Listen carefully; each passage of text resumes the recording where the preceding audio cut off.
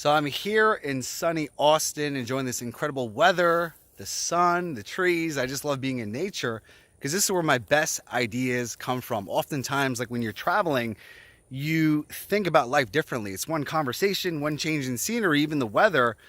You all of a sudden have the insight that you need to take your life forward.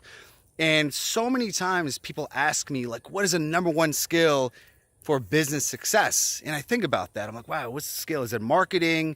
Is it sales? Is it service? You need to know technology and Facebook ads, all that bullshit, right? So putting all that aside, those are great skill sets. But I would say the most important skill set that I've learned in my 12 years of being an entrepreneur is becoming a better storyteller, okay? Try this on for size. Marketing is storytelling, right? It is a powerful way of exhibiting value, telling a story, and also taking people towards your life philosophy and embedding certain beliefs, okay? Sales is essentially storytelling. The story I'm telling you is of a reality that's far better than where you are right now. So either you take this new story and become the hero or stay a tragic victim and suffer, okay? So if you think about not just business, but life, you're constantly telling yourself a story because human language is interpretation, right? Before we had books and journals and all types of ways that humans could communicate, we were telling stories about the wilderness and the harsh climates. And then the world religions came, and there's essentially stories and parables about God and existence and mankind, what's good and what's bad. These are all stories. So if you look at your whole life, it's purely based on interpretation, right? The tree is a factual thing, but one's interpretation of a tree is different, right? Some could look at it and look at it as the most beautiful thing in the world. Someone else could be like, that's a damn tree. It's mundane, it's boring. And your whole life could be just you telling a better story. Because if you are suffering, if you're upset, you're telling yourself a story that is not serving you. But when you're feeling great, you're feeling amazing, everything's going well, that's a great story. Why don't you tell that more often?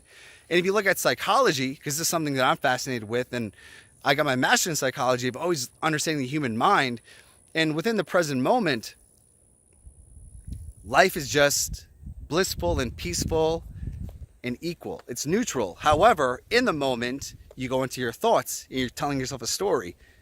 I feel good. I feel bad. You know, that person who emailed me, they really pissed me off. That person who emailed me gave me the best compliment ever. And you're constantly telling yourself stories 24/7. So the best way to go about this is to understand that you are constantly holding the pen, right? Taking a step back. Is this story serving me? Is it something that's going to make my life better, or is it making me suffer, right? And editing it, reframing it, because your mind goes into certain patterns about your business, your relationships, your own personal happiness. But what do you deserve, right? Because you are the hero, the ultimate author of the story. And at all times, when you want to communicate, share a better story, right? I think most businesses suffer because their storytelling skills are very subpar. They're not exhibiting what they do, their philosophy, their beliefs in a way that gets people to take action, right? And that's the skill. Like, that's why on my journal over here, you see it's storytelling, right? That's the number one skill that I want to get better at, not just for my income, my life, my family, my relationships, but also my own personal well-being.